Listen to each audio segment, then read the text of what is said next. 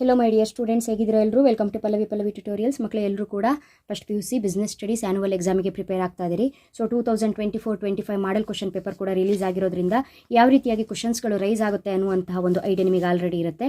So ಈ ಹಿಂದಿನ ಕ್ಲಾಸ್ಗಳಲ್ಲಿ model question ಪೇಪರಲ್ಲಿ ಇರುವಂಥ ಕ್ವಶನ್ಸಿಗೆ ಅಪ್ ಟು ಸೆಕ್ಷನ್ B ವರೆಗೂ ಕೂಡ ಆನ್ಸರ್ಸ್ನ ಹೇಳಿದ್ದೆ. ನೆಕ್ಸ್ಟ್ ಇನ್ನೊಂದು ವಿಡಿಯೋ ಪಾರ್ಟ್ B ಗೆ ಸಂಬಂಧಪಟ್ಟಾಗೆ 2 ಮಾರ್ಕ್ಸಿನ ಕ್ವಶನ್ಸು ನಿಮ್ಮ ಮಾಡೆಲ್ ಕ್ವಶನ್ ಪೇಪರಲ್ಲಿ ಇರೋದು ಬಿಟ್ಟು ರಿಮೈನಿಂಗ್ ಕ್ವಶನ್ಸು ಯಾವುದು ಓದ್ಕೊಳ್ಬೇಕು, ಟೋಟಲ್ ಆಗಿ ಎಷ್ಟು ಕ್ವಶನ್ಸ್ ಓದ್ಕೊಂಡ್ರೆ ಈಸಿಯಾಗಿ ನೀವು 12 ಮಾರ್ಕ್ಸನ್ನು ತಗೊಳ್ಬಹುದು ಅನ್ನುವಂಥ ರೀಸನ್ಗೆ ಒಂದು ವಿಡಿಯೋನ ಮಾಡಿ ಅಪ್ಲೋಡ್ ಮಾಡಿದ್ದೆ. ಜಸ್ಟ್ ಪಾರ್ಟ್ B ಗೆ ಸಂಬಂಧಪಟ್ಟಿದ್ದು 2 ಮಾರ್ಕ್ಸಿನ ಕ್ವಶನ್ ಆ್ಯಂಡ್ ಆನ್ಸರ್ಸ್ ಆಗಿರುತ್ತೆ. ಇವತ್ತಿನ ವಿಡಿಯೋದಲ್ಲಿ ಪಾರ್ಟ್ C ಗೆ ಸಂಬಂಧಪಟ್ಟಾಗೆ 4 ಮಾರ್ಕ್ಸಿನ ಇಂಪಾರ್ಟೆಂಟ್ ಕ್ವಶನ್ಸು. ಇದು model paper, 2024-25 model paper. Total ಆಗಿ 10 ಕ್ವಶನ್ಸ್ನ ಅವ್ರು ನಿಮಗೆ ಕೊಟ್ಟಿರ್ತಾರೆ. ಆ 10 ಕ್ವಶನ್ಸಲ್ಲಿ ನೀವು 6 ಕ್ವಶನ್ಸಿಗೆ ಆನ್ಸರ್ಸ್ನ ಮಾಡಬೇಕು. ಕರೆಕ್ಟಾಗಿ ನೀವು ಐಡಿಯಾ ಮಾಡಿ ಓದ್ಕೊಂಡ್ರೆ ಯಾವ 6 ಕ್ವಶನ್ಸು ನಿಮಗೆ ಇಲ್ಲಿ ಈಸಿ ಆಗುತ್ತೆ ಅಂತ ನೋಡಿಕೊಂಡು ಆ ಚಾಪ್ಟರಲ್ಲಿ ಬರುವಂತಹ ರಿಮೈನಿಂಗ್ ಎಲ್ಲ ಕ್ವಶನ್ಸ್ಗಳನ್ನ ಓದ್ಕೊಂಡ್ರೆ ಈಸಿಯಾಗಿ ನೀವು 24 ಮಾರ್ಕ್ಸನ್ನ ಈ ಒಂದು ಸೆಕ್ಷನಲ್ಲಿ ತಗೊಳ್ಬಹುದು. ಓದುವಾಗ ಫಾರ್ ಎಕ್ಸಾಂಪಲ್ ಇವಾಗ 27 ಕ್ವಶನ್ನು ನಿಮಗೆ ಫಾರ್ಮ್ಸ್ ಆಫ್ ಬಿಸ್ನೆಸ್ ಆರ್ಗನೈಸೇಷನ್ ಚಾಪ್ಟರ್ಗೆ ಸಂಬಂಧಪಟ್ಟಾಗೆ ಇಲ್ಲಿ ಕೇಳಿದ್ದಾರೆ ಅಲ್ವಾ. Forms of business organisation chapter very important chapter. 4 marks ಮತ್ತು 8 ಮಾರ್ಕ್ಸಿಗೆ 100% ಒಳ್ಳೆ ಸ್ಕೋರನ್ನು ಮಾಡುವಂಥ ಚಾಪ್ಟರ್ ಅದಾಗಿರುತ್ತೆ. ಹಾಗಾಗಿ ಆ ಚಾಪ್ಟರಲ್ಲಿ ಎಲ್ಲ ಕ್ವಶನ್ಸ್ಗಳನ್ನು ನೀವು ಓದ್ಕೊಂಡ್ರೆ 4 ಮಾರ್ಕ್ಸಿಗೂ ಅಟೆಂಡ್ ಮಾಡಬಹುದು, 8 ಮಾರ್ಕ್ಸಿಗೂ ಕೂಡ ಆ ಕ್ವಶನನ್ನು ಕೇಳಿದ್ರೆ ಅಟೆಂಡ್ ಮಾಡಬಹುದು. ಇದು ಇಂಪಾರ್ಟೆಂಟು. ಈ ಪೇಪರಲ್ಲಂತೂ 4 ಮಾರ್ಕ್ಸಿಗೆ ನಿಮಗೆ ಸೋಲ್ ಟ್ರೇಡಿಂಗ್ ಕನ್ಸರ್ನ್ನ ಕೇಳಿದ್ದಾರೆ. ಅದೇ ರೀತಿ ಪಾರ್ಟ್ ಡಿಯಲ್ಲಿ 8 ಮಾರ್ಕ್ಸಿಗೆ ಪಾರ್ಟ್ನರ್ಶಿಪ್ ಕಾನ್ಸೆಪ್ಟ್ ಕೇಳಿದ್ದಾರೆ. ಹಾಗಾಗಿ ಈ ಚಾಪ್ಟರ್ ಅಂತೂ ಇಂಪಾರ್ಟೆಂಟು. ಸೊ ನಾನೇನು ಹೇಳ್ತಿದ್ದೀನಿ ಅಂತ ಹೇಳಿದ್ರೆ, ನೀವು ಯಾವ ಚಾಪ್ಟರ್ನ ಸೆಲೆಕ್ಟ್ ಮಾಡ್ಕೊಳ್ತಿರಲ್ಲ ಆ ಚಾಪ್ಟರಲ್ಲಿ ಇಂಪಾರ್ಟೆಂಟ್ ಕಾನ್ಸೆಪ್ಟ್ಗಳನ್ನೆಲ್ಲ ಕವರ್ ಮಾಡಬೇಕು. ಫಾರ್ ಎಕ್ಸಾಂಪಲ್ ಇಲ್ಲಿ ಗ್ಲೋಬಲ್ ಎಂಟರ್ಪ್ರೈಸಸ್ ಅಂತ ಇದೆ. ಹಿಯರ್ ಗ್ಲೋಬಲ್ ಎಂಟರ್ಪ್ರೈಸಸ್ಸಿಗೆ ಸಂಬಂಧಪಟ್ಟಾಗೆ ಫೀಚರ್ಸ್ನ ನೋಡ್ಕೊಳ್ಳೋದ್ರ ಜೊತೆಗೆ ಸ್ಟ್ಯಾಚ್ಯುಟರಿ ಕಾರ್ಪೊರೇಷನ್ಸು, ಡಿಪಾರ್ಟ್ಮೆಂಟಲ್ ಅಂಡರ್ಟೇಕಿಂಗ್ಸು, ಗವರ್ನಮೆಂಟ್ ಕಂಪನಿ, ಇದು ಮೂರನ್ನು ಕೂಡ ನೋಡಿಕೊಂಡ್ರೆ ಇಲ್ಲಿ ಒಂದು ಕ್ವಶನ್ನ ಈಸಿಯಾಗಿ ನೀವು ಅಟೆಂಡ್ ಮಾಡಬಹುದು. ಅದೇ ರೀತಿಯಾಗಿ ಆನ್ಲೈನ್ ಟ್ರಾನ್ಸಾಕ್ಷನ್ನಿಂದು ಪೇಮೆಂಟನ್ನು ಕೇಳಿದ್ದಾರೆ. ಯಾವ ರೀತಿಯಾಗಿ ಯಾವ ವೇಸಲ್ಲಿ ನಾವು ಪೇಮೆಂಟ್ ಮಾಡ್ತೀವಿ ಅಂತ ಕೇಳಿದ್ದಾರೆ. ಇದೇ ಒಂದು ಚಾಪ್ಟರಲ್ಲಿ ನೀವು ಈ ಬಿಸ್ನೆಸ್ ಅಂತ ಹೇಳಿದ್ರೆ ಏನು, ಈ ಬಿಸ್ನೆಸ್ಸಿನ ಫೀಚರ್ಸ್ ಏನು, ಈ ಕಾನ್ಸೆಪ್ಟ್ಗಳನ್ನ ಕೂಡ ನೋಡಿಕೊಂಡ್ರೆ ನಿಮಗಲ್ಲಿ ಹೆಲ್ಪ್ಫುಲ್ ಆಗಿರುತ್ತೆ. ಅದೇ ರೀತಿ ಮೆಮೊರಾಂಡಮ್ ಆಫ್ ಅಸೋಸಿಯೇಷನ್ ಏನಿದೆ MOA ಇದನ್ನು ಕೇಳಿದ್ದಾರೆ.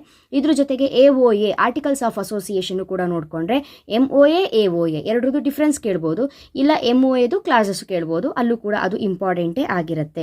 ಅದೇ ರೀತಿಯಾಗಿ ನೀವು ಫಸ್ಟ್ ಚಾಪ್ಟರ್ಗೆ ಬಂದಾಗ 8 ಮಾರ್ಕ್ಸಿಗೆ ನೀವು ನೋಡ್ಕೊಳ್ಳೋದಾದರೆ ಬಿಸ್ನೆಸ್ಸಿನ ಆಬ್ಜೆಕ್ಟಿವ್ಸ್ ನೋಡ್ಕೊಳ್ಳೋದ್ರ ಜೊತೆಗೆ ಬಿಸ್ನೆಸ್ಸಲ್ಲಿ ಮೇಯ್ನ್ ಆಗಿ ಟೈಪ್ಸ್ಗಳು, ಇಂಡಸ್ಟ್ರಿ, ಕಾಮರ್ಸ್ ಅಂತ ಏನು ಬರುತ್ತೆ ಆ ಒಂದು ಇಂಪಾರ್ಟೆಂಟ್ ಟಾಪಿಕ್ನ ಕವರ್ ಮಾಡ್ಕೊಳ್ಬೇಕು. ನೆಕ್ಸ್ಟು ಒಂದು ಬಿಸ್ನೆಸ್ಸನ್ನ ಸ್ಟಾರ್ಟ್ ಮಾಡಬೇಕು, ಸೆಟಪ್ ಮಾಡ್ಕೊಳ್ಬೇಕು ಅಂತ ಹೇಳಿದ್ರೆ ಯಾವ್ಯಾವ ಫ್ಯಾಕ್ಟರ್ಸ್ನ ಕನ್ಸಿಡರ್ ಮಾಡ್ತೀವಿ ಅಂತ ಹೇಳ್ಕೊಂಡು ಓದ್ಕೊಳ್ಬೇಕು. ಸೊ ಈ ರೀತಿಯಾಗಿ ಓದುವಂತಹ ಮೆಥಡ್ ಇರುತ್ತೆ. ಇವಾಗ ಏನು ಮಾಡೋಣ ಅಂತ ಹೇಳಿದ್ರೆ ಜಸ್ಟ್ 4 ಮಾರ್ಕ್ಸಿಗೆ ಇಂಪಾರ್ಟೆಂಟ್ ಕ್ವಶನ್ಸು ಯಾವ್ದಾವ್ದು ಓದ್ಕೊಳ್ಬೇಕು ಅನ್ನೋದನ್ನ ಅಷ್ಟನ್ನೇ ಹೇಳ್ತಾ ಇದ್ದೀನಿ. 8 ಮಾರ್ಕ್ಸು ನೆಕ್ಸ್ಟ್ ವಿಡಿಯೋದಲ್ಲಿ ಹೇಳ್ತೀನಿ. ರೀಸನ್ನು ವಿಡಿಯೋ ಲೆಂತಿ ಆಗುತ್ತೆ. ಫಸ್ಟ್ ಆಗಿ ನೋಡ್ತಾ ಬರೋಣ. ಇಲ್ಲಿ 27 ಕ್ವಶನು. ಸೊ ಫಸ್ಟ್ ನಾವು ಮಾಡೆಲ್ ಪೇಪರ್ಲಿರುವ ಕ್ವಶನಿಗೆ ಜಾಸ್ತಿ ಇಂಪಾರ್ಟೆನ್ಸನ್ನು ಕೊಡಲೇಬೇಕು. ಇದು ಮೋಸ್ಟ್ ಇಂಪಾರ್ಟೆಂಟ್ ಆಗಿರುತ್ತೆ.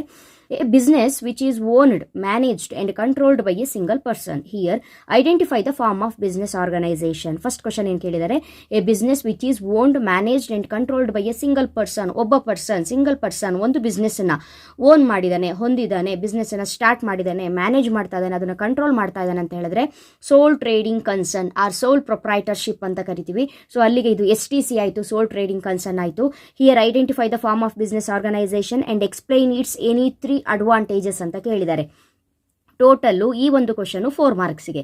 ನೀವು ಐಡೆಂಟಿಫೈ ಮಾಡಿ ಸೋಲ್ ಟ್ರೇಡಿಂಗ್ ಕನ್ಸರ್ನ್ ಅಂತ ಬರೆದ್ರೆ 1 ಮಾರ್ಕ್ ಸಿಗುತ್ತೆ. ನೆಕ್ಸ್ಟ್ ಅವರು ಇಲ್ಲಿ 3 ಅಡ್ವಾಂಟೇಜಸ್ನ ಕೇಳಿದ್ದಾರೆ. ಜಸ್ಟ್ 3 ಅಡ್ವಾಂಟೇಜಸ್ನ ಬರೆದ್ರೆ ಆಯಿತು, ನಿಮಗೆ 4 ಮಾರ್ಕ್ಸು ಸಿಗುತ್ತೆ. ನಾನಿಲ್ಲಿ ಸೋಲ್ ಟ್ರೇಡಿಂಗ್ ಕನ್ಸರ್ನಿಂಗ್ ಮೀನಿಂಗ್ ಕೂಡ ಬರೆದಿರ್ತೀನಿ. ರೀಸನ್ ಇದನ್ನು ನಾವು 8 ಮಾರ್ಕ್ಸ್ಗೂ ಕೂಡ ಇಂಪಾರ್ಟೆಂಟ್ ಟಾಪಿಕ್ ಅಂತ ಕನ್ಸಿಡರ್ ಮಾಡಿರೋದ್ರಿಂದ ಪ್ರತಿಯೊಂದಕ್ಕೂ ನಾನು ಮೀನಿಂಗ್ ಕೊಟ್ಟಿರ್ತೀನಿ. ಮೀನಿಂಗ್ ಕಲ್ತ್ಕೊಳ್ಳೋದು ತುಂಬಾ ಇಂಪಾರ್ಟೆಂಟು, ಕಲ್ತ್ಕೊಳ್ಬೇಕು ಕೂಡ. Sole trading concern refers to a form of business organisation which is owned and managed and controlled by an individual who gets all profits and bears all risk. Sole proprietorship is a business concern which is owned and managed by a single person for his exclusive benefit. ಫೀಚರ್ಸ್ನ ಕೇಳಿದರೆ 3 ಫೀಚರ್ಸ್ನ ಬರೀಬೇಕು. First one, easy of formation and closure, unlimited liability, sole risk bearer, control, no separate entity. 5 points ಇದೆ. ಇದರಲ್ಲಿ 3 ಪಾಯಿಂಟ್ಸನ್ನ ನೀವೇನು ಮಾಡಬೇಕಾಗತ್ತೆ, explain ಮಾಡಬೇಕು. Okay ಅಲ್ಲ, ಈಸಿಯಾಗಿ ಶಾರ್ಟ್ ಆಗಿ ನೀವು ಎಕ್ಸ್ಪ್ಲೈನ್ ಮಾಡಿದ್ರೆ ಸಾಕು. ಇದು ಇಂಪಾರ್ಟೆಂಟ್ ಟಾಪಿಕ್ಕು. ಇದ್ರ ಜೊತೆಗೆ ಸೋಲ್ ಟ್ರೇಡಿಂಗ್ ಕನ್ಸರ್ನ್, ಯಾಕಂತ ಹೇಳಿದ್ರೆ ನಾವು ಪಾರ್ಟ್ ಸಿ ಯಲ್ಲಿ ಬರುವ 4 ಮಾರ್ಕ್ಸ್ ಕ್ವಶನ್ ಕವರ್ ಮಾಡ್ತಾ ಇರೋದ್ರಿಂದ ಇದು ಒಂದೇ ಟಾಪಿಕ್. ಡೈರೆಕ್ಟ್ ಆಗಿ STCಗೆ ಫೀಚರ್ಸ್ ಮಾತ್ರ ಕೇಳಿದ್ರೆ ಇಲ್ಲ, advantage that means merits, then demerits ಎರಡೂ ಕೂಡ ಇಂಪಾರ್ಟೆಂಟು. ಮೆರಿಟ್ಸ್ ಕೇಳಿದರೆ easy of formation and closure, quick decision making, sense of accomplishment, business secrecy, profit, a direct incentive for hard work. ಈ ಒಂದು 5 point ಏನಿದೆ ಇದರಲ್ಲಿ ನೀವು 4 ಪಾಯಿಂಟನ್ನು ಕಲ್ತ್ಕೊಳ್ಳೇಬೇಕು ಮೆರಿಟ್ಸ್ ಪಾಯಿಂಟ್ ಆಫ್ ವ್ಯೂವಿಂದ. ಮೆರಿಟ್ಸ್ ಆರ್ ಡಿಸ್ಅಡ್ವಾಂಟೇಜಸ್ನು ಕೂಡ ನೋಡ್ಕೊಳ್ಬೇಕು. Limited resources, limited managerial ability, unlimited liability, limited life of a business concern. ಇದು ಯಾವುದು, ಸೋಲ್ ಟ್ರೇಡಿಂಗ್ ಕನ್ಸರ್ನ್. ಓಕೆನಾ. ಸೋಲ್ ಟ್ರೇಡಿಂಗ್ ಕನ್ಸರ್ನ್ ಜೊತೆಗೆ ನೀವು ಓದ್ಕೊಳ್ಬೇಕಾಗಿರೋದು 4 ಮಾರ್ಕ್ಸಿನ ಇದೇ ಚಾಪ್ಟರಲ್ಲಿ ಇಂಪಾರ್ಟೆಂಟ್ ಟಾಪಿಕ್ ಅಂತ ಹೇಳಿದರೆ joint stock company. A joint stock company is on artificial person having A separate legal entity, perpetual succession and common seal. ಇದು meaning. ಫೀಚರ್ಸ್ನ ನೋಡ್ಕೊಳ್ಬೇಕು. ನಾನಿಲ್ಲಿ ಜಾಸ್ತಿ ಪಾಯಿಂಟ್ಸ್ನೇ ಬರ್ದಿರ್ತೀನಿ. ರೀಸನ್ ಏನಂದ್ರೆ ನಿಮಗೆ ಯಾವ್ದು ಈಸಿ ಆಗುತ್ತೋ ಅದನ್ನ ಕಲ್ತ್ಕೊಳ್ಳಿ ಅಂತ. ಹಾಗಾದ್ರೆ ಜಾಯಿಂಟ್ ಸ್ಟಾಕ್ ಕಂಪನಿಯ ಮೀನಿಂಗ್, ಇದು ಫೀಚರ್ಸ್ಗಳೇನು ಅಂತ ಹೇಳಿದ್ರೆ lengthy formation procedure, artificial person, separate legal entity, perpetual succession, management and control, limited liability, common seal, risk bearing. Next, giant stock company merits, limited liability, transfer of shares, scope for expansion, professional management, perpetual existence. ಹಾಗೆ ಡಿಮೆರಿಟ್ಸ್ಗೆ ಬಂದರೆ complexity in formation, lack of secrecy, delay in decision making, impersonal work environment, conflict in interest. ಇದೊಂದು important. ಅಲ್ಲಿಗೆ ನೀವು sole trading concern, joint stock company 2 ನೋಡ್ಕೊಂಡ್ರಿ. ಇನ್ನೊಂದು cooperative society. ಏನು madam ನೀವು ಒಂದೇ ಚಾಪ್ಟರಲ್ಲಿ 4-5 ಕ್ವಶನ್ ಹೇಳ್ತಿದ್ದೀರ ಅಂತ ಹೇಳಿದ್ರೆ, ಈ ಚಾಪ್ಟರು 4-5 ಕ್ವಶನ್ ಹೇಳೋದು ಅನಿವಾರ್ಯ. ಬಿಕಾಸ್ ಇದು 8 ಮಾರ್ಕ್ಸಿಗೂ ಕೂಡ ಬರುತ್ತೆ, ನೆನಪಿರಲಿ. ಜಾಯಿಂಟ್ ಸ್ಟಾಕ್ ಕಂಪನಿನೇ 8 ಮಾರ್ಕ್ಸಿಗೆ ಬರ್ಬೋದು, ಕೋಆಪರೇಟಿವ್ ಸೊಸೈಟಿನೇ 8 ಮಾರ್ಕ್ಸಿಗೆ ಬರ್ಬೋದು, STC 8ಗೆ ಬರ್ಬೋದು, ಅಥವಾ ಪಾರ್ಟ್ನರ್ಶಿಪ್ 8ಗೆ ಬರ್ಬೋದು, ಅಥವಾ ಅದೇ ಕ್ವಶನ್ಸ್ಗಳು ಒಂದು 8 ಒಂದು 4ಗೆ ಕೂಡ ಬರ್ಬೋದು. ಹಾಗಾಗಿ ಇಂಪಾರ್ಟೆಂಟು, ಕರೆಕ್ಟಾಗಿ ನೋಡ್ಕೊಳ್ಬೇಕು. ಇಲ್ಲಿ explain 4 merits and demerits of cooperative society ಅಂತ ಕೇಳಿದರೆ, ಫಸ್ಟ್ ಕೋಆಪರೇಟಿವ್ ಸೊಸೈಟಿ ಮೀನಿಂಗ್ ನೋಡಬೇಕು. The cooperative society is a voluntary association of persons who join together with the motive of welfare of the members. ಹಾಗಾದರೆ ಮೆರಿಟ್ಸು, benefits, advantages ಎಲ್ಲವೂ ಕೂಡ ಒಂದೇ. ಕರೆಕ್ಟಾಗಿ ನೀವು ನೋಡ್ಕೊಳ್ಬೇಕು. Benefits, merits both are same. Easy of formation, equal voting rights, limited liability, support from government, economy in operations, stable existence. 6 points ಇದೆ. 4 ಪಾಯಿಂಟ್ಸನ್ನು ನೋಡ್ಕೊಳ್ಳಿ. Next demerits, limitations or disadvantages ಎಲ್ಲ ಒಂದೇ. Limited resources, lack of secrecy, government control, differences of opinion, inefficiency in management. So ಇದಿಷ್ಟು ಕೂಡ ಈ ಚಾಪ್ಟರಲ್ಲಿ ನೋಡುವಂಥದ್ದು. ಇಲ್ಲಿ ಪಾರ್ಟ್ನರ್ಶಿಪ್ ಕೂಡ ಇಂಪಾರ್ಟೆಂಟೇ ಆಗಿರುತ್ತೆ 8 ಮಾರ್ಕ್ಸಿಗೆ. ಅದನ್ನು 8 ಮಾರ್ಕ್ಸಿಗೆ ಇಂಪಾರ್ಟೆಂಟ್ ಕ್ವಶನ್ಸನ್ನು ಕೊಡುವಾಗ ಏಕೇನು ಒಂದ್ಸಲ ಪಾಯಿಂಟ್ಸನ್ನು ಹೇಳೋದ್ರಿಂದ ಇಲ್ಲಿ ನಾನು ಪಾರ್ಟ್ನರ್ಶಿಪ್ಪನ್ನು ಸ್ಕಿಪ್ ಮಾಡಿದ್ದೀನಿ. ವೆರಿ ಇಂಪಾರ್ಟೆಂಟ್ ಟಾಪಿಕ್ಕು, ಕರೆಕ್ಟಾಗಿ ನೋಡ್ಕೊಳ್ಳಿ. Next one, briefly explain any 4 features of global enterprises.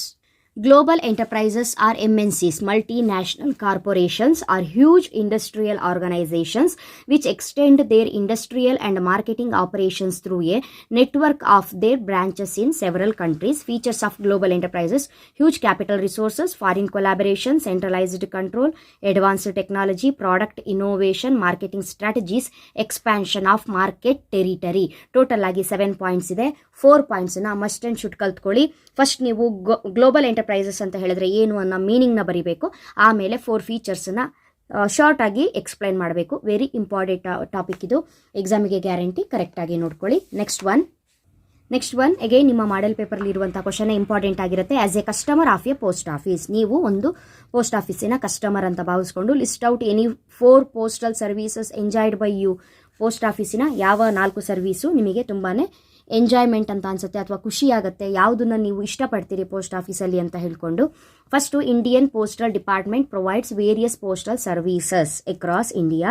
Various facilities are postal services provided by postal department are categorized by. First one financial facilities, ಎರಡನೇದು ಮೇಲ್ ಫೆಸಿಲಿಟೀಸು. 2 ಇಂಪಾರ್ಟೆಂಟ್ ಟಾಪಿಕ್ ಇದೆ. Financial facilities ಅಂತ ಹೇಳಿದ್ರೆ these facilities are provided through the post office saving scheme. Here schemes like PPF, Public Provident Fund, KVP, Kisan Vikas Patra, NSC, National Saving Certificate. These are all the financial facilities. ಓಕೆನಾ. Next mail facilities ಯಾವುದು ಅಂತ ಹೇಳಿದ್ರೆ, mail services consist of parcel, registration and insurance facilities. Parcel facilities, that is transmission of articles from one place to another. Registration facility ಅಂತ ಹೇಳಿದ್ರೆ to provide security of the transmitted articles. Insurance facility ಅಂತ ಹೇಳಿದ್ರೆ to provide insurance cover for all risk in the course of transmission by post. ಹಾಗಾದರೆ ಇದೇ ಪಾಯಿಂಟ್ಸನ್ನೇ ಬರಿಬೇಕಾ? ಮೇಲು ಮತ್ತು ನಿಮಗೆ ಇವಾಗ ಏನು ಹೇಳಿದೆ ನಾನು, ಫೈನಾನ್ಷಿಯಲ್ ಫೆಸಿಲಿಟೀಸ್ ಏನು ಹೇಳಿದೆ ಅದನ್ನೇ ಬರಿಬೇಕಾ ಕೇಳಿದ್ರೆ ಇದನ್ನು ಕೂಡ ನೀವು ಬರಿಬಹುದು. Postal department also offers allieds facilities. Allied facility ಕೂಡ ಇದೆ. Greeting post, direct post, international money transfer, passport facility, media post, speed post, e bill. ಓಕೆನಾ. ಇ ಬಿಲ್ ಅಂತ ಹೇಳಿದ್ರೆ ಎಲೆಕ್ಟ್ರಾನಿಕ್ ಬಿಲ್ಲು, BSNL ಆ್ಯಂಡ್ ಏರ್ಟೆಲ್ಗೆ ಯೂಸ್ ಮಾಡುವಂಥದ್ದು. ಇದು ಕೂಡ ಪೋಸ್ಟ್ ಆಫೀಸಿಂದ ಸಿಗುವಂತಹ ನಮಗೆ ಫೆಸಿಲಿಟೀಸು. ಇದನ್ನು ಕೂಡ ನೀವು ಎಕ್ಸಾಮಿಗೆ ಬರಿಬಹುದು. Next explain briefly the ways of payment in online transaction. Very important topic ಇದು. ಆನ್ಲೈನ್ ಟ್ರಾನ್ಸಾಕ್ಷನ್ ಇಂದು ಪೇಮೆಂಟ್ ಮೆಕ್ಯಾನಿಸಮ್ ಹೇಗಿರುತ್ತೆ ಅಂತ ಹೇಳ್ಕೊಂಡು, first one cash on delivery. Payment for the goods order online may be made in cash at the time of physical delivery of goods. Second one, check. Customer may make payment by check. After this process, delivery of goods may be made. Next, net banking transfer. The buyer may transfer the amount of the transaction to the account of the online vendor electronically over the net. Fourth one, credit or debit ಕಾರ್ಡ್ಸನ್ನು use ಮಾಡಿಕೊಂಡು plastic money ಅಂತ ಕರಿತೀವಿ. They are the most widely used medium for online transactions. In fact, about 95% of online consumer transactions are executed with credit card. Last one, digital cash. ಇದ್ರ ಮುಖಾಂತರ ಕೂಡ ನಾವೇನು ಮಾಡಬಹುದು, payment ಮಾಡಬಹುದು. This is a form of electronic currency. This facility is given by the bank to its customer when he deposits sufficient amount of cash. ಇದು payment mechanism. ಈ ಇಷ್ಟು point ನಿಮಗೆ ಗೊತ್ತಿರಬೇಕು. ಆನ್ಲೈನ್ ಟ್ರಾನ್ಸಾಕ್ಷನ್ ಮಾಡ್ತಾ ಇದ್ದೀವಿ ಅಂತ ಹೇಳಿದ್ರೆ ಪೇಮೆಂಟ್ ಮೆಕ್ಯಾನಿಸಮ್ ಇಂದು ವೇಸ್ ಯಾವುದು? First one cash on delivery, second one cheque, third one net banking transfer, fourth one credit or debit cards, fifth one digital cash. Next ನಾನು ಇದರಲ್ಲಿ ಇಂಪಾರ್ಟೆಂಟ್ ಕ್ವಶನ್ ಯಾವುದು ಅಂತ ಹೇಳಿದ್ರೆ ಸೋರ್ಸ್ ಆಫ್ ಫೈನಾನ್ಸ್ ಬಗ್ಗೆ ಹೇಳ್ತಾ ಇದ್ದೀನಿ. Sun limited company decided to raise funds for its expansion program. Explain any 4 factors to be considered by this company while choosing appropriate source of finance. ಈ concept ನೀವು ಹೇಗೆ ಅರ್ಥ ಮಾಡ್ಕೊಳ್ಬೇಕು ಅಂತ ಹೇಳಿದ್ರೆ, ಬಿಸ್ನೆಸ್ಸಿಗೆ ನಾವು ಸೋರ್ಸ್ ಆಫ್ ಫೈನಾನ್ಸನ್ನು ಸೆಲೆಕ್ಟ್ ಮಾಡುವಾಗ ಅಥವಾ ನಾವೊಂದು ಬಿಸ್ನೆಸ್ನ ಗ್ರೋ ಮಾಡ್ತಾ ಇದ್ದೀವಿ, ಫಂಡನ್ನು ರೈಸ್ ಮಾಡ್ತಿದ್ದೀವಿ ಅಂತ ಹೇಳಿದ್ರೆ ಸೆಲೆಕ್ಟ್ ಮಾಡುವಂತಹ ಸೋರ್ಸ್ ಆಫ್ ಫೈನಾನ್ಸನ್ನು ನಾವು ಯಾವ ಫ್ಯಾಕ್ಟರ್ಸ್ನ ಕನ್ಸಿಡರ್ ಮಾಡಿ ನಾವು ಸೆಲೆಕ್ಟ್ ಮಾಡ್ತೀವಿ, ಯಾವ್ಯಾವ ಫ್ಯಾಕ್ಟರು ನಮ್ಮ ತಲೆಯಲ್ಲಿ ಇಟ್ಕೊಂಡಿರಬೇಕು, ಏನೇನು ಯೋಚನೆ ಮಾಡಿಕೊಂಡು ನಾವು ಒಂದು ಸೋರ್ಸ್ ಆಫ್ ಫೈನಾನ್ಸ್ನ ಸೆಲೆಕ್ಟ್ ಮಾಡಬೇಕು ಅನ್ನುವಂಥ ಒಂದು ಕಾನ್ಸೆಪ್ಟು. ಏನೇನು ಫ್ಯಾಕ್ಟರ್ಸ್ ಅಂತ ಹೇಳೋದಕ್ಕಿಂತ ಮುಂಚೆ ಸೋರ್ಸ್ ಆಫ್ ಫೈನಾನ್ಸ್ ಅಂದರೆ ಏನು ಅಂತ ಗೊತ್ತಿರಬೇಕು. ಟಾಪಿಕ್ ಇಂಪಾರ್ಟೆಂಟ್ ಇದು, ಮೀನಿಂಗ್ ಕಲ್ತ್ಕೊಳ್ಳೋದು. Finance required by business to establish and run its operations is known as business finance. Or the requirements of funds by business to carry out its various activities is called business finance. ಹಾಗಾದರೆ ಏನೇನು ಫ್ಯಾಕ್ಟರ್ಸನ್ನು ನಾವು consider ಮಾಡಬೇಕು? Very important topic, ಕರೆಕ್ಟಾಗಿ ನೋಡ್ಕೊಳ್ಳಿ. First cost, second one financial strength and stability of operations, form of organization and legal status, purpose and time period, risk profile, flexibility and ease, tax benefits, effect on creditworthiness of the business. ಇದಿಷ್ಟು ಪಾಯಿಂಟನ್ನು ನೀವು consider ಮಾಡಿನೇ ನಿಮ್ಮ ಬಿಸ್ನೆಸ್ಸಿಗೆ ಯಾವ ಫೈನಾನ್ಸನ್ನು raise ಮಾಡಿದರೆ better, ಯಾವ ಸೋರ್ಸ್ ಆಫ್ ಫೈನಾನ್ಸ್ ಬೇಕು ಅನ್ನೋದನ್ನು ನೀವು ಸೆಲೆಕ್ಟ್ ಮಾಡಬೇಕು. ವೆರಿ ಇಂಪಾರ್ಟೆಂಟ್ ಟಾಪಿಕ್, ಕರೆಕ್ಟಾಗಿ ನೋಡ್ಕೊಳ್ಳಿ. ಅದಾದ್ರ ಮೇಲೆ ಇನ್ನೊಂದು ಇಂಪಾರ್ಟೆಂಟ್ ಟಾಪಿಕ್ ಯಾವ್ದು ಹೇಳ್ತಿದ್ದೀನಿ ಅಂತ ಹೇಳಿದ್ರೆ, how international business differs from domestic business. ಈ ಕಾನ್ಸೆಪ್ಟನ್ನು ಹೇಳ್ತಾ ಇದ್ದೀನಿ. ಅಂತ ಹೇಳಿದ್ರೆ ನೀವು ಇಂಟರ್ನ್ಯಾಷನಲ್ ಬಿಸ್ನೆಸ್ ಮತ್ತು ಡೊಮೆಸ್ಟಿಕ್ ಬಿಸ್ನೆಸ್ಸಿಗೆ ಡಿಫ್ರೆನ್ಸಸ್ಸನ್ನು ಬರಿಬೇಕು. ಸೊ 4 ಮಾರ್ಕ್ಸಿಗೆ ಆಗಿರೋದ್ರಿಂದ 4 ಡಿಫ್ರೆನ್ಸ್ ಬರೆದ್ರೆ ಸಾಕು. ನಾನಿಲ್ಲಿ 5 ಡಿಫ್ರೆನ್ಸನ್ನು ಬರೆದಿದ್ದೀನಿ. ನಿಮಗೆ ಯಾವ್ದು ಈಸಿನೋ ಅದು 4 ಬರೀರಿ. First one IB, international business. ನೀವು ಶಾರ್ಟ್ ಫಾರ್ಮ್ IB ಅಂತ ನೀವು ಬರೆಯೋ ಹಾಗಿಲ್ಲ, ಫುಲ್ ಫಾರ್ಮೇ ಇಂಟರ್ನ್ಯಾಷನಲ್ ಬಿಸ್ನೆಸ್ ಅಂತ ಎಕ್ಸ್ಪ್ಯಾಂಡ್ ಮಾಡಿನೇ ಬರೀಬೇಕು. Okay. Here first one, international business. People or organizations of different countries participate in international business transaction. But in domestic business, people or organization from one nation participate in domestic business. ಗೊತ್ತಿದೆ ನಿಮಗೆ. Next, international business involves use of currencies of more than one country. Domestic business, currency of domestic country is used. Under IB, international markets lack homogeneity due to differences in language, preferences, custom, etc. But in domestic business, domestic markets are relatively more homogeneous in nature. Next, in international business, shareholders and partners are from different nations, but in domestic business, shareholders and partners are usually citizens of the same country. Next, international business transactions are subject to rules, laws, and policies, tariffs, and quotas, etc. of multiple countries in international business, but in domestic business is subject to rules, laws, and policies, taxation system, etc. of a only single country. These are all the differences between international business and domestic business. 5 difference ಇದೆ, 4ನ್ನ ನೀವು ಕರೆಕ್ಟಾಗಿ ನೋಡ್ಕೊಳ್ಳಿ. Next part C ಯಲ್ಲಿ ಕೇಳುವಂತಹ 4 ಮಾರ್ಕ್ಸಿನ important topic departmental ಅಂಡರ್ಟೇಕಿಂಗ್ಸಿನ advantages disadvantages ಕೇಳ್ತಾರೆ. ನೀವೇನು ಮಾಡಬೇಕು ಅಂತ ಹೇಳಿದ್ರೆ, ಡಿಪಾರ್ಟ್ಮೆಂಟಲ್ ಅಂಡರ್ಟೇಕಿಂಗ್ಸ್ ಅಂತ ಹೇಳಿದರೆ ಏನು, ಅದರದ್ದು ಮೆರಿಟ್ಸ್ ಆರ್ ಅಡ್ವಾಂಟೇಜಸ್ನ ನೀವು ಕರೆಕ್ಟಾಗಿ ಕಲ್ತ್ಕೊಂಡಿರಬೇಕು. ಡಿಮೆರಿಟ್ಸು ಕೂಡ ತುಂಬಾ ಇಂಪಾರ್ಟೆಂಟು. ಅದಕ್ಕೆ ನಾನು ಸ್ಟಾರ್ಟಿಂಗಲ್ಲೇ ಹೇಳಿದೆ, statutory corporation, departmental undertakings, government company, ಇದು 3 ಓದ್ಕೊಂಡ್ರೆ ಒಂದು ಗ್ಯಾರಂಟಿ ಬರುತ್ತೆ. The enterprises which are established as departments of the ministry are called departmental undertakings. For example railways, ಇದು ಕೂಡ ತುಂಬ ಇಂಪಾರ್ಟೆಂಟ್. ಡಿಪಾರ್ಟ್ಮೆಂಟಲ್ ಅಂಡರ್ಟೇಕಿಂಗ್ಗೆ ಎಕ್ಸಾಂಪಲ್ ಯಾವುದು ಅಂತ ಹೇಳಿದ್ರೆ ರೈಲ್ವೇಸು ವೆರಿ ಇಂಪಾರ್ಟೆಂಟು. ಹಾಗಾದರೆ 4 ಮೆರಿಟ್ಸ್ ಯಾವ್ದು? These ensure a high degree of public accountability. These undertakings facilitates the parliament to exercise effective control over their operations. The revenue earned by the enterprise goes directly to the treasury and hence it is a source of income for the government. Last one, where national security is concerned, this form is most suitable since it is under the direct control and supervision of the concerned ministry. Next E business. Already ನಾನು online transaction ಇಂದು payment mechanism ಹೇಳುವಾಗಲೇ ಹೇಳಿದೆ. E business ಅಂತ ಹೇಳಿದ್ರೆ ಏನು, ಈ ಬಿಸ್ನೆಸ್ಸಿನ benefits, limitations important ಆಗಿರುತ್ತೆ ಅಂತ. E business is the conduct of industry, trade and commerce using the computer networks. ಹಾಗಾದರೆ ಈ ಬಿಸ್ನೆಸ್ಸಿಂದ ಥ್ರೂ ಎಲೆಕ್ಟ್ರಾನಿಕ್ ಬಿಸ್ನೆಸ್, ನಾವು ಎಲೆಕ್ಟ್ರಾನಿಕ್ ಡಿವೈಸ್ ಮೂಲಕ ಬಿಸ್ನೆಸ್ ಮಾಡೋದ್ರಿಂದ ಏನೇನು benefits? First one, easy of formation and lower investment requirements, convenience, speed, global reach, movement towards A paperless society. ಇದು benefits. ಹಾಗಾದರೆ electronic business, online business ಮಾಡೋದ್ರಿಂದ ಲಿಮಿಟೇಷನು ಕೂಡ ಇರಬೇಕಲ್ಲ. ಹಾಗಾದರೆ ಏನೇನು? Low personal touch. ಇಲ್ಲಿ ಕಸ್ಟಮರ್ಗೂ ಓನರ್ಗೂ ಪರ್ಸನಲ್ ಟಚ್ ಇರೋದೇ ಇಲ್ಲ, ಹಾಗಾಗಿ low personal touch. People resistance, increased risk due to anonymity and non traceability of parties, need for technology capability and competence of parties to e business. Last one, incongruence between speed of the order and order fulfillment speed. Next one important, ನಿಮಗೆ social responsibilities of business and business ethics ಏನಿದೆ ಆ ಒಂದು ಟಾಪಿಕ್ಕಿಗೆ ಸಂಬಂಧಪಟ್ಟ ಹಾಗೆ ಇಲ್ಲಿ ನಾವು ಎನ್ವಿರಾನ್ಮೆಂಟನ್ನು protect ಮಾಡಲಿಕ್ಕೆ ಏನೇನು ಸ್ಟೆಪ್ಸ್ಗಳನ್ನ ನಾವು ತಗೊಳ್ಬೇಕು ಅನ್ನೋದ್ರ ಬಗ್ಗೆ ಒಂದು ಟಾಪಿಕ್ನ ಕೇಳಿದ್ದಾರೆ. ಈ ಒಂದು ಟಾಪಿಕ್ ಜೊತೆಗೆ social responsibility of business concept, ಅದರಲ್ಲಿ ನಿಮಗೆ ಫಾರ್ ಪಾಯಿಂಟ್ಸು, ಎಗನೆಸ್ಟ್ ಪಾಯಿಂಟ್ಸ್ ಏನಿದೆ ಅದು ತುಂಬಾ ಇಂಪಾರ್ಟೆಂಟು, ಅದನ್ನು ಕೂಡ ನೋಡ್ಕೊಳ್ಬೇಕು. ಅದೇ ರೀತಿ towards customers, towards employees, towards investors, towards government, ಒಂದು ಬಿಸ್ನೆಸ್ಸು ಯಾವ ರೀತಿಯಾಗಿ ರೆಸ್ಪಾನ್ಸಿಬಲ್ ಆಗಿರಬೇಕು ಅನ್ನೋದಕ್ಕೆ ನಾವು ಒಂದಿಷ್ಟು ಪಾಯಿಂಟ್ಸ್ಗಳನ್ನ ಓದ್ಕೊಂಡಿದ್ದೀವಿ. ಹೇಗೆ ಎನ್ವಿರಾನ್ಮೆಂಟಿಗಾಗಿರ್ಬೋದು, ಪಬ್ಲಿಕ್ಕಿಗಾಗಿರ್ಬೋದು, ಸೊಸೈಟಿಗಾಗಿರ್ಬಹುದು, ಕಸ್ಟಮರ್ಸಿಗಾಗಿರ್ಬಹುದು, ಎಲ್ರಿಗೂ ಕೂಡ ನಾವು ಲಯಬಲ್ ಆಗಿರಬೇಕು, ರೆಸ್ಪಾನ್ಸಿಬಲ್ ಆಗಿರಬೇಕು ಬಿಸ್ನೆಸ್ಸನ್ನು ರನ್ ಮಾಡುವಾಗ. ಸೊ ಆ ಒಂದು ಕಾನ್ಸೆಪ್ಟನ್ನು ನಾವು ಈ ಚಾಪ್ಟರಲ್ಲಿ ಓದ್ತೀವಿ. ಹಾಗಾಗಿ ಡೀಟೇಲ್ ಆಗಿ ನೀವು ಇದನ್ನು ಸ್ಟಡಿ ಮಾಡ್ಕೊಂಡಿರಬೇಕು. ಹಾಗಾದರೆ ಸೋಷಿಯಲ್ ರೆಸ್ಪಾನ್ಸಿಬಿಲಿಟಿ ಅಂತ ಹೇಳಿದ್ರೆ ಏನು?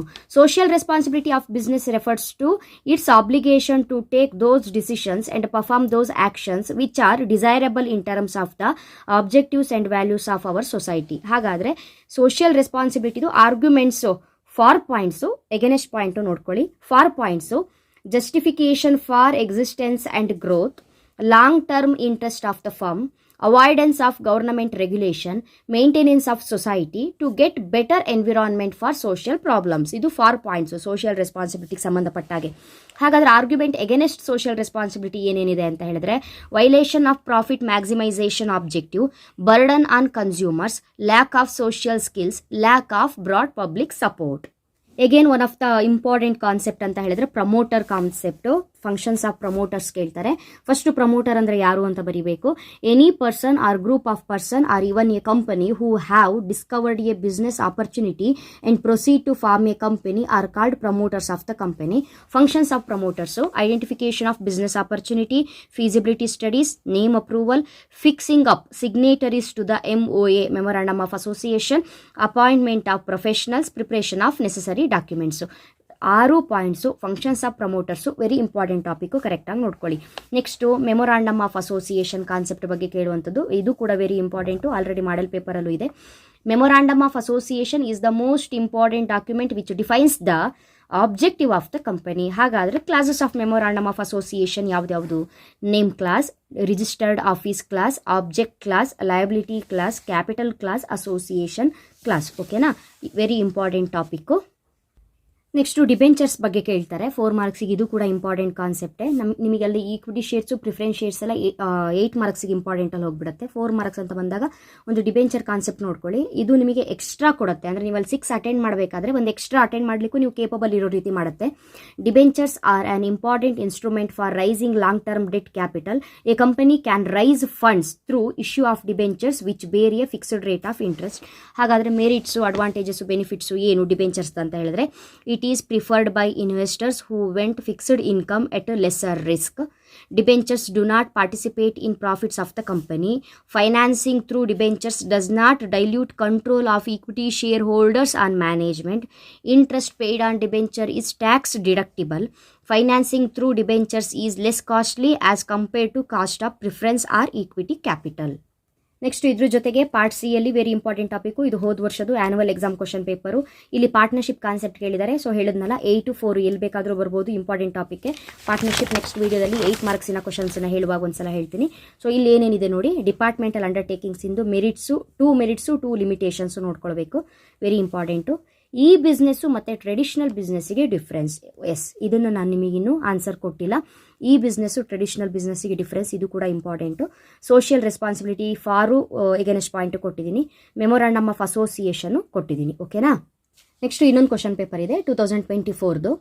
ಪಾರ್ಟ್ ಸಿ ಯಲ್ಲಿ Amar, his parents, grandparents and his siblings are living together. They have a family business in West Bengal. ಗೊತ್ತಾಗೋಯ್ತು, family business Hindu undivided family.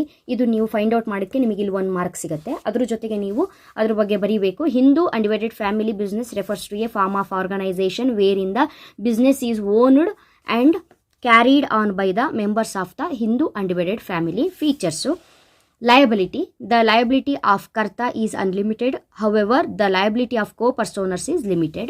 Control. The control of the family business lies with the Karta. He takes all the decisions. Minor members. So, minors can also be members of the business. ಬೇರೆ ಬಿಸ್ನೆಸ್ಸಿಗೆಲ್ಲ ನಾವು minority ಇದು ಮಾಡಬೇಕಾಗತ್ತೆ, ಹಾಗಾಗಿ. But ಇಲ್ಲಿ HUF ಅಂತ ಬಂದಾಗ ಮೈನರ್ಸು ಕೂಡ family business ಆಗಿರೋದ್ರಿಂದ ಮೈನರ್ಸು ಕೂಡ ಏನಾಗ್ಬೋದು, ಮೆಂಬರ್ಸ್ ಆಫ್ ದ ಬಿಸ್ನೆಸ್ ಆಗಬಹುದು.